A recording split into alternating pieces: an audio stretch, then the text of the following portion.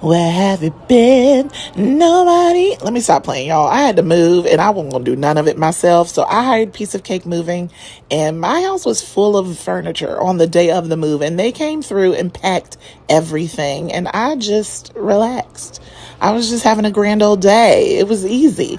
He saved my life at one point. This paper caught on fire. They were just doing all the jobs.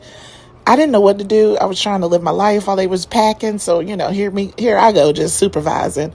And the Virgo in me, I could not handle not having control. But I sat back. I let myself be taken care of. I let my stuff be taken care of and wrapped with care and handled with care.